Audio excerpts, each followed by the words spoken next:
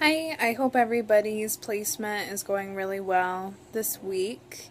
We are getting even closer to being done with our internships, and I can't believe time has gone by this quickly. This week, I want to talk about a situation that came up at the Shaw House last night and how policy change is going to be put into place because of what happened last evening. And I also did just want to talk about closures with the clients that we have in our internships, which someone had brought up last week and was something I just started thinking about as I've only got about 4 weeks left at my internship. So I want to start by just talking about the situation that happened last night. Unfortunately, there was a violent incident on Shaw House property. So what happened was one of the residents who's staying up in Mason Place said something that was instigating to another person who was staying in the shelter while they were outside in front of the property, and it turned into a physical altercation.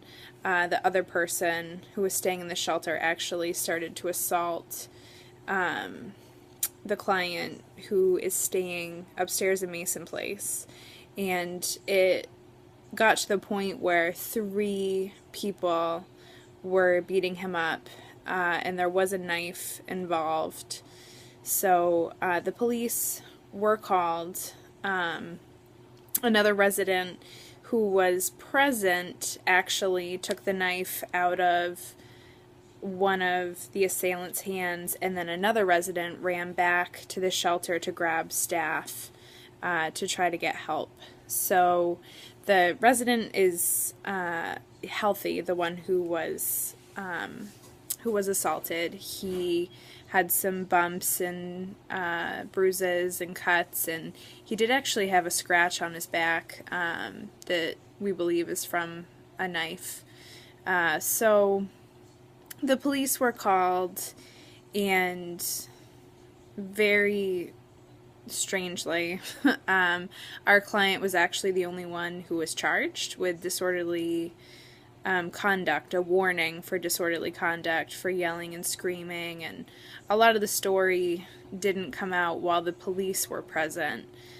So staff is actually going to call the police station today to talk about that there was a knife involved, and then it was a little more serious than what appeared to have happened. So during group supervision, we talked about the incident today, and a lot of people had different views on what should happen.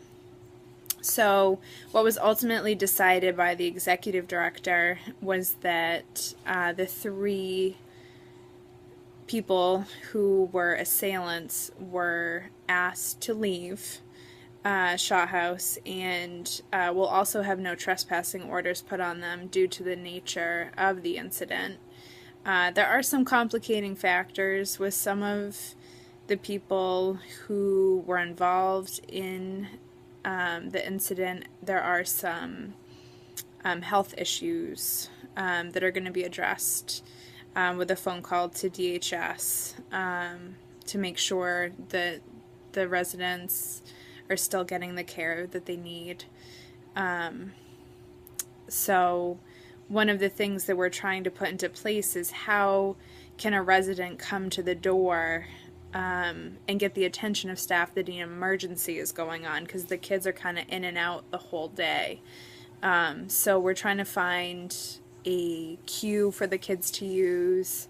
Definitely open to any suggestions if anyone has any suggestions, because Shaw House is a locked facility. You have to be let in by a staff member. So it would have been helpful if staff could have reacted a little bit faster last night. So trying to put a policy change in there. But yeah, and then just real quick, just starting to think about closing with all the clients that I have now.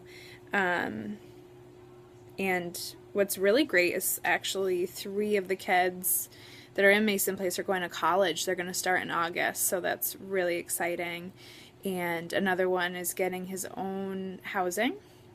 So therefore, we're going to be moving on in August when I move on. So that'll be good. And I'm just going to start to think about talking about closure next week with my clients and hopefully plan some kind of fun activities for a closing session.